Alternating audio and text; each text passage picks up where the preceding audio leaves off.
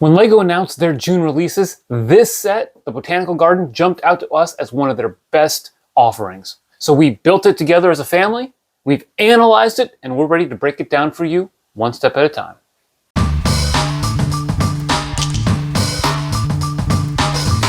We're going to break the review down into 4 sections: building experience, display quality, minifigs and pieces, and value.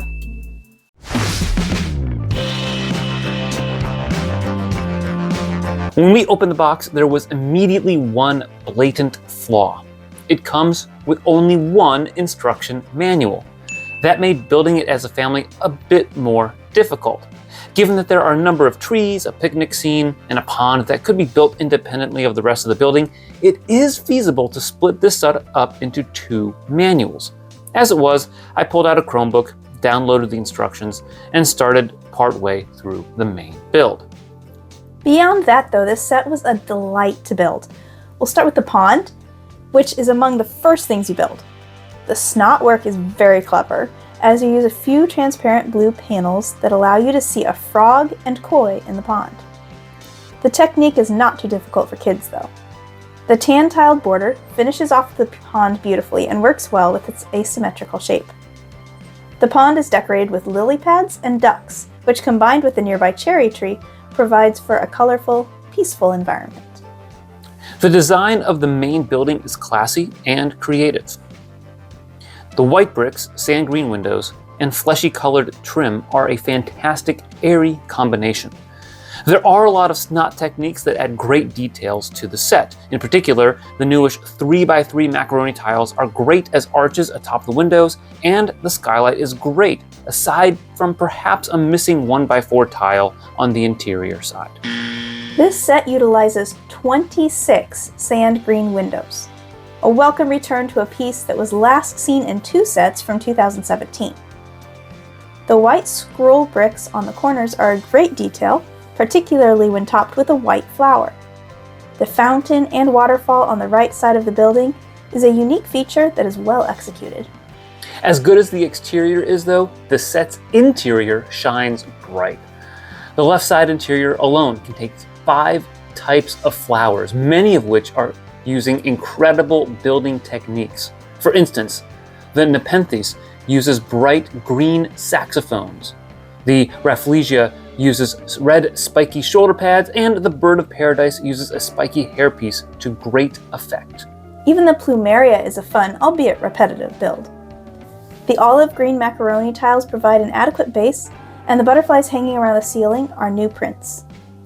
The sucus and cacti on the left side interior are nice, but a bit anticlimactic compared to the brilliance of the other side. All told, the building experience is incredible. For a non-18 plus set, the Botanical Garden provides a fresh, unique build that really resonates well with us.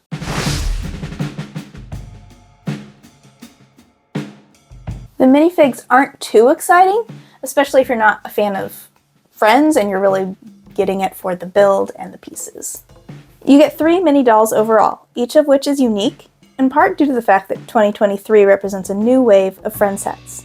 You get Leanne, who has sand blue pants with a light red and orange button-down top with a necklace printing. According to the box art and book bearing her name, she's the instigator of the picnic lunch mini build that you build in bag 1. Then there's Nico, who has light gray pants with a blue shirt and sand blue jacket.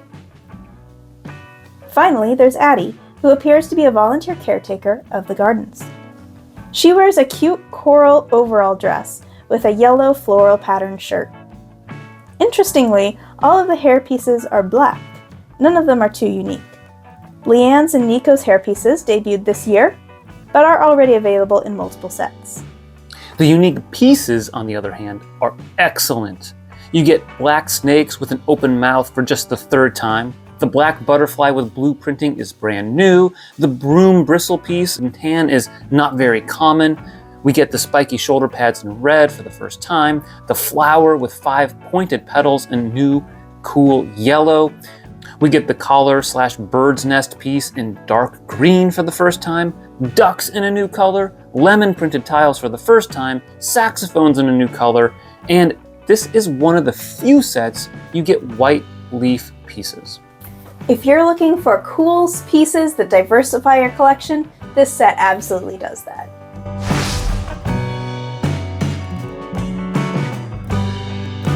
In the Friends line, you expect the sets to be high on playability, but low on display quality. This set, though, only has one distinct playable feature, and that is the spinning butterflies.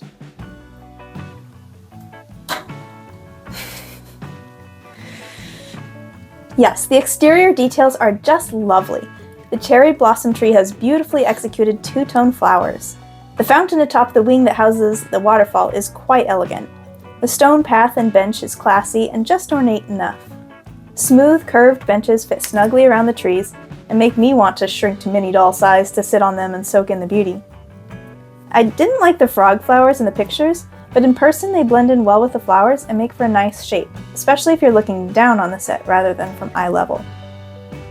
While the building is quite beautiful, my one negative comment would be the dings in the clear dome. I'm not honestly sure whether these small scratches were there when we got it, or if we managed to ding them as we handled them, but it does slightly take away from the purity of the set. At least they aren't very noticeable.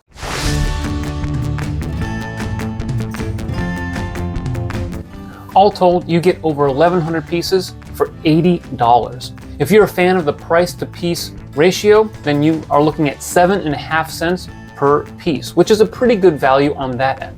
Now, I don't like the validity of that measure all that much, but the build is substantial, and despite having a number of small flower pieces, it does also have some large panels and windscreens in it.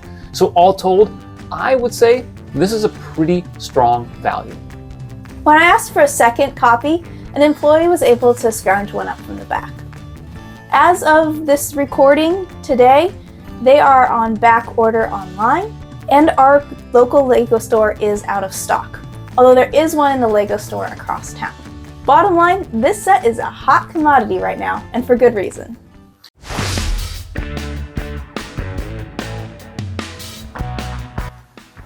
So what are you going to rate this set? I really thought hard on this one, and it's not a perfect set, but that's not really realistic. There's always something you're going to change about a set. So I looked at the set and there's just so many beautiful details. It has such a beautiful finished look that I am actually giving it a 10. You're giving it another 10. So she's been giving 10s out like they're candy. I am going with a 9. And I know that may be a bit stingy, but I think that there were a couple of flaws that warranted dropping from a 10 to a 9. The big one being the lack of multiple instruction manuals for a family building experience. That makes it a little bit more difficult. And honestly, if you're going to do it as a family, ties you to a screen. And I kind of enjoy being screen-free while we build with Lego. The other thing I would say is that there's just a couple of execution flaws here and there, very small ones that add up. I think the sign on the front by the main door comes off a little bit too easily. It's connected only by one stud, and there's missing 1x4 tile there. I'm not a big fan of that. Again, that's small, but collectively adds up to a 9 out of 10 for me. Before you click away, click here to see our review of Ninjago City Markets. And be sure to like, subscribe, ring the bell, and always remember to keep building together.